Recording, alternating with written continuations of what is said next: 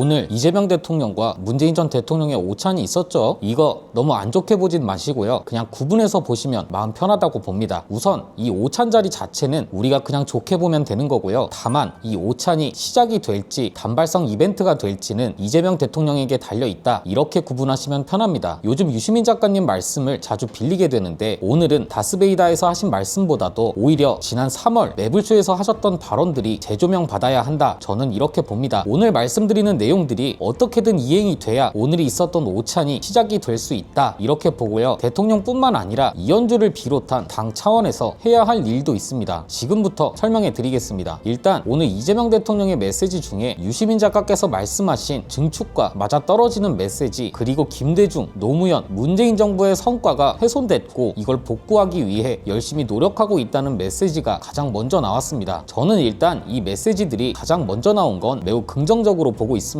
영상으로 먼저 보고 오겠습니다. 우리 대통령께서 말씀하시는 것처럼 우리는 민주정부, 김대중, 노무현, 문재인을 넘어서 국민주권정부가 만들어졌는데, 제가 선거 때 여러 차례 말씀드린 것처럼 우리가 있는 성과들 그 기반 위에서 또 하나의 층을 쌓아가는데, 당연히 좋은 점들을 더 키우고 부족한 거는 채우고 또 새로운 걸 더해서 끊임없이 우리 민주정부의 성과를 만들어 나가고, 또 조금 미래지향적으로 보면 정말 이 나라를 책임지는, 이 국가를 책임지는 민주정권이 또 재탄생하고, 또 그 기반 위에서 또 이 국민과 나라가 더 나은 미래를 누릴 수 있게 하는 게 우리가 할 일이죠. 역사적 사명 아니겠습니까?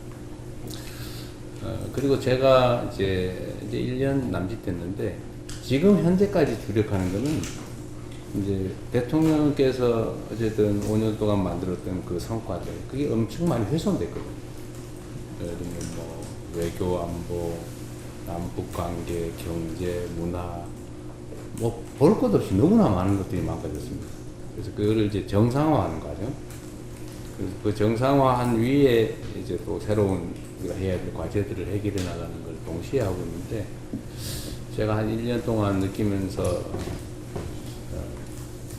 정말로 많이 망가졌을 뿐만 아니라 이 대통령께서 하신 일 더하기 노무현 대통령, 김대중 대통령께서 만든 것이 정말로 역사적으로 평가받을 큰 성과다, 이런 생각을 하게 됩니다. 잘 못 느끼죠, 사실. 잘 못 느끼긴 하지만 엄청난 성과들을 만들어냈다. 많이 훼손되고 나니까 그게 느껴지는 거죠. 그래서 열심히 복구하려고 노력하고 있고요. 근본적으로는 우리가 집권해서 모두를 대표해서 모두를 위한 정치를 또 행정을 해야죠. 또 그러려면 내부의 단합도 매우 중요하다. 속이 단단해야 되겠죠. 끊임없이 외연을 확장하고, 그래서 저는 이제 구조적 다수를 만들기 위해서 노력해야 되고, 또 거기서 끊임없이 성과를 내야 그게 뒷받침되는 거죠. 말로만 안 되지 않습니까? 이 두 가지를 잘 조화롭게 해야 된다고 생각합니다. 자주 이제 조언을 좀 들으면 좋겠다는 마음을 갖고 있고요.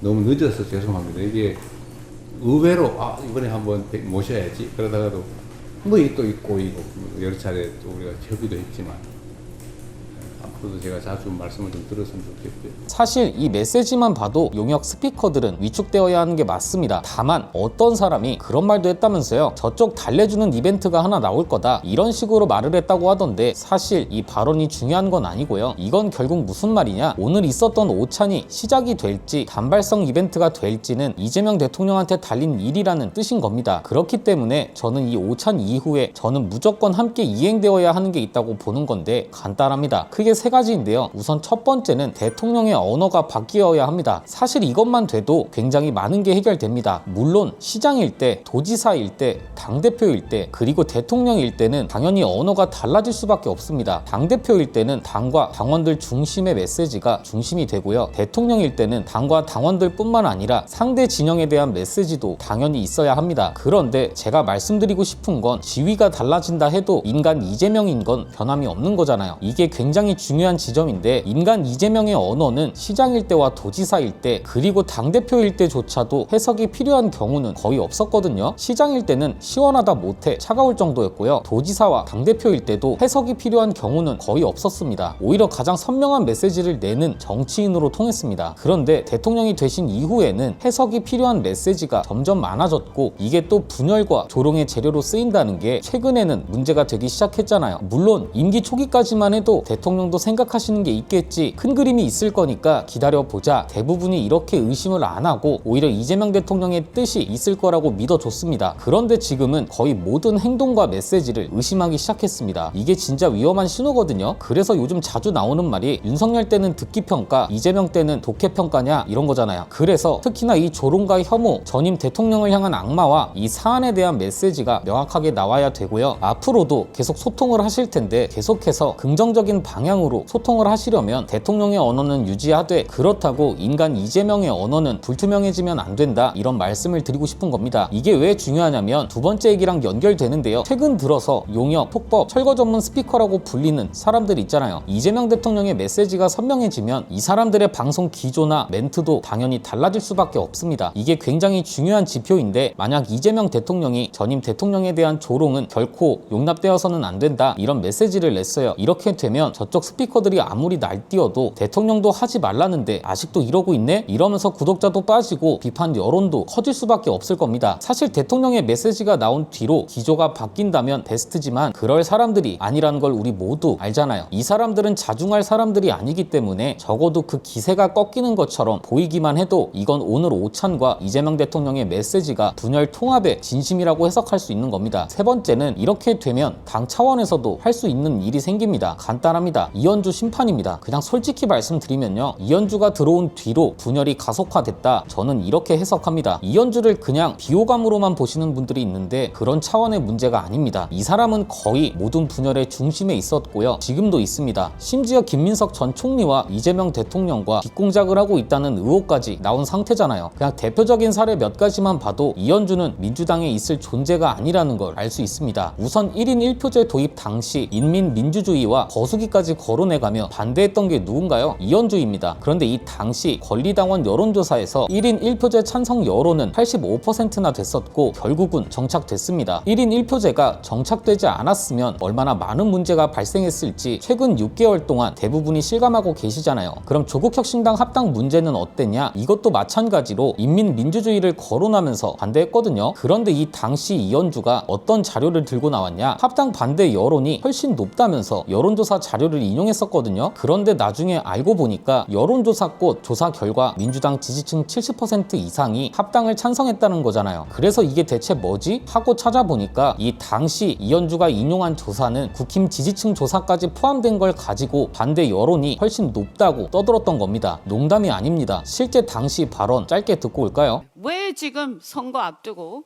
자꾸 별로 크게 홍하지도 않고 당내에 엄청난 분란이 있고 반대가 있는 이런 합당을 계속해서 우기는 겁니까? 그러니까 자꾸 이상한 의심들이 나오는 겁니다. 합리적으로 설명이 안 되니까요. 한번 보겠습니다. 민주당과 조국당의 합당에 대한 국민들의 인식을 한번 보겠습니다. 선거에 이기기 위해서 한다고 하니까 이걸 봐야 됩니다. 하나는 한국갤럽이고 하나는 이번 주에 나온 MBS입니다. 갤럽의 여론조사 결과를 보면 40%가 반대한다, 28%가 찬성한다. 반대 훨씬 높습니다. 자, 일주일 있다가 MBS 반대가 44, 찬성이 29. 더 이게 뭐 똑같이 비교할 수는 없지만 더 커지고 있습니다. 그리고 지역별로 보겠습니다. 보면 이건 MBS입니다. 자, 서울, 경기, 수도권에서 반대가 훨씬 많습니다. 부울경도 한번 보세요. 부울경 이렇게 차이가 큽니다. 저는 이것도 지역별로 보면 대통령 국정 지지율이 부울경도 훨씬 높습니다. 그런데 지금 왜 그 프레임을 바꿔서 합당을 가지고 하면 이게 필승 카드입니까? 필망 카드입니다. 제가 볼 때는.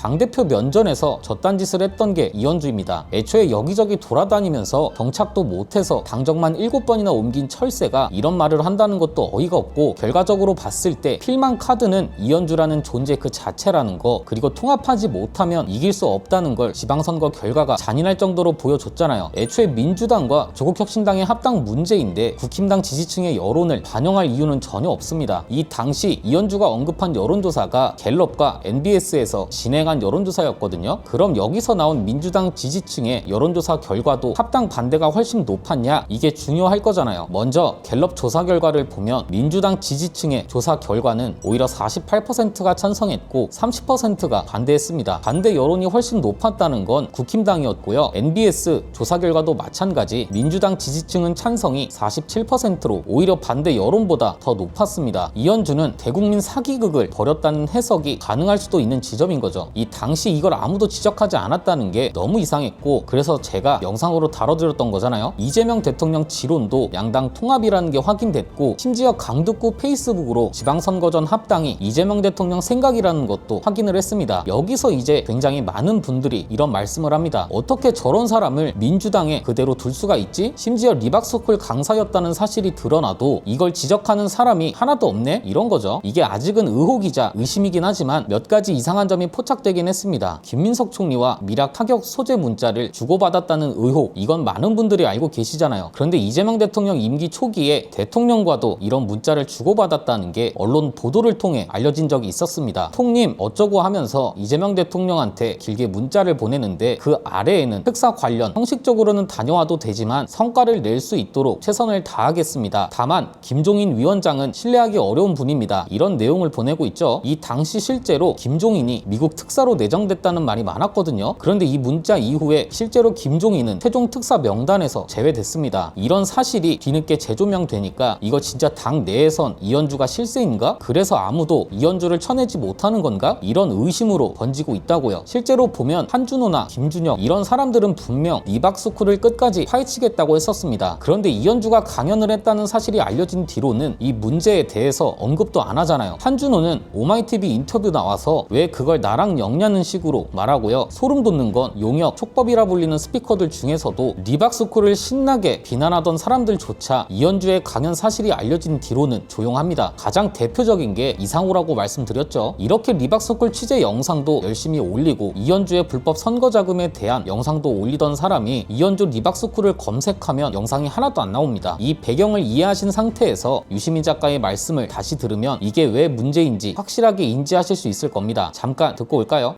그러니까 지금 기묘한데 김민석 총리로 추정되는 이현주 의원으로 추정되는 의원과 국무위원 사이에 텔레그램 문자 그게 지난번에 찍혔잖아요. 아, 그거 아니라고 했어요. 아니라고 했어요. 아니라고 했는데 둘 다 아니라고 그러면 했습니다. 장인수 기자 보고 왜 그 무슨 검사들한테 공소 취소를 자발적으로 하면 어떠냐고 말했던 대통령 측근 고위 인사가 누군지에 대해서 왜 안 밝히냐고 막 엄청나게 공격을 해요. 근데 뉴스원에서는 그거 왜 안 밝혀요? 국무위원하고 국회의원인데 여당에 안 밝히잖아요. 끝까지 안 밝혔어요. 이런 이중잣대가 뭐냐 할 때 이 언론이 그 지난번 텔레그램의 당사자들은 보호해 주는 거예요.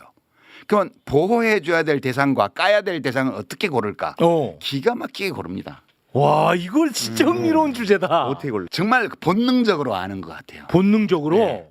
그러니까 자기들에게 해되는 사람과 자기들에게 이익되는 사람.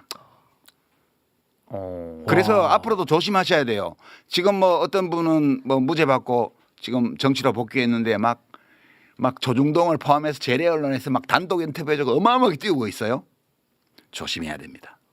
와, 이거 참 흥미로운 그 사람들이 감별을 엄청 잘해요. 그러니까 이재명 대통령과 민주당에 해될 사람들을 띄웁니다. 계속 몇 년 전부터. 아, 이재명 정부에 해야 될 사람만 띄운다. 네, 그거 뭐 저는 판독기라고 봐요. 그래서 결국 오늘 있었던 오찬을 단발성 이벤트가 아닌 시작으로 만들 수 있는 사람도 결국 이재명 대통령뿐이라고 보고요. 원래 대통령은 정치적 과제와 실무적 과제 모든 걸 하셔야 하는 자리이기 때문에 당연히 힘드실 겁니다. 정치적 과제는 지지층을 포용하고 지지자들이 원하는 일들을 두루 하는 모습을 보이는 거, 그리고 실무적 과제는 외교나 안보, 경제, 그리고 검찰개혁과 같은 개혁 과제, 이런 거라고 보시면 됩니다. 유시민 작가께서 건축으로 비유를 하셔서 저도 하나 얹어보자면 결국 정치적 과제는 집이고요. 실무적 과제는 인테리어와 옵션인 겁니다. 일단 살기 좋은 집이 만들어지고 이 집에 살고 있는 사람들이 필요하다고 느끼면 그때 인테리어도 하고 옵션도 넣는 거잖아요. 그리고 이 집이 튼튼해야 무거운 가전도 사고 가구도 사들일 수 있는 거고요. 여기서 흔히 얘기하는 코어 지지층은 결국 기반인 겁니다. 크고 높은 건물을 지으려면 땅도 깊게 파고 여기에 철근하고 시멘트도 열심히 붓고 해서 기반을 튼튼하게 만들어 놔야 높은 건물을 올릴 수 있는 겁니다. 그렇기 때문에 개인적으로는 오늘 오찬이 시작이 됐으면 하고요. 오늘의 한마디는 그래서 노무현 전 대통령의 말씀을 빌리겠습니다. 이기는 것이 정치가 아니다. 이 승부를 너무 단기적으로 보면 안 된다. 당장은 여론이 전부인 것 같지만 역사는 길게 이어지는 것이다. 오늘 내용은 여기까지입니다. 유익하셨다면 구독과 좋아요로 영상 제작에 힘을 주시면 감사드리겠습니다. 저는 내일 다시 찾아뵙도록 하겠습니다. 감사합니다.